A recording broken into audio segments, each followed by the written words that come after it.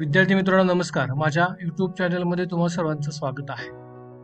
First year बी pharmacy आणि फार्मडीची admission process Maharashtra राज्यामध्ये सुरू आहे आणि जे विद्यार्थी 12वी सायन्स मधून पास झालेले आहेत तसंच ज्या विद्यार्थ्यांनी सीईटी किंवा नीट दिलेली आहे अशा सर्व विद्यार्थ्यांनी ऍडमिशन घ्यायचं असेल तर ऑनलाईन रजिस्ट्रेशन करणं गरजेचं असतं. त्यांना बी फार्मसी किंवा फार्मडीला ऍडमिशन घ्यायचं असेल त्यांचे डॉक्युमेंट्स घेऊन त्यांनी जवळच्या कॉलेजवरती किंवा महाई सेवा केंद्रामध्ये किंवा नेट कॅफेमध्ये जाऊन त्यांनी फॉर्म भरणं आवश्यक असतं. शासनाने सुविधा केंद्र कॉलेजवरती उपलब्ध करून दिलेले आहेत, त्याच्यावरती त्या कॉलेजवरती जाऊन सुद्धा तुम्ही तो फॉर्म भरू शकता.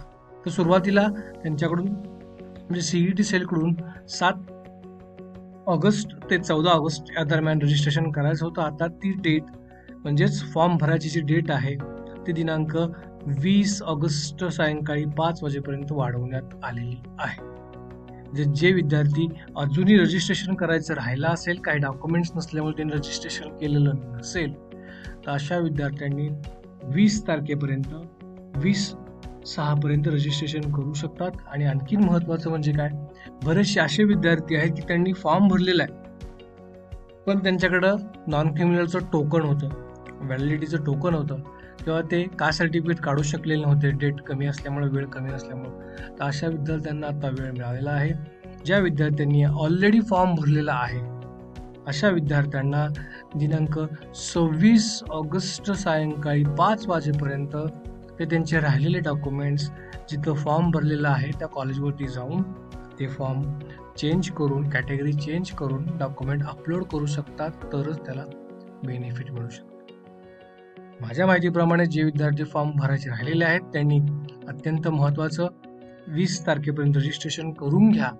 रजिस्ट्रेशन जर झालं असेल आणि काही डॉक्युमेंट्स पेंडिंग असतील तर जवळच्या कॉलेजवरती, ज्या कॉलेजवरती तुम्ही फॉर्म भरलेला आहे त्या कॉलेजवरती जाऊन तुमचे राहिलेले डॉक्युमेंट्स अपलोड करून घेऊ शकता.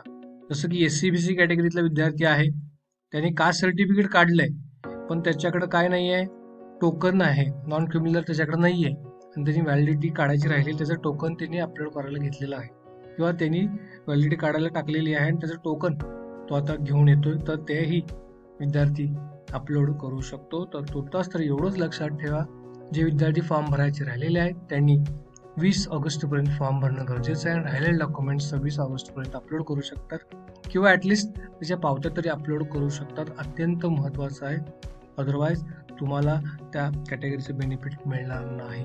सो जे विद्यार्थी फॉर्म भरायचे राहिलेले आहेत त्यांनी काळजीपूर्वक फॉर्म भरून घ्या. चॅनल सबस्क्राईब केला असेल सबस्क्राईब करा आणि जास्तीत जास्त मुलांपर्यंत बातमी लिंक पोचवायचा प्रयत्न करा. धन्यवाद.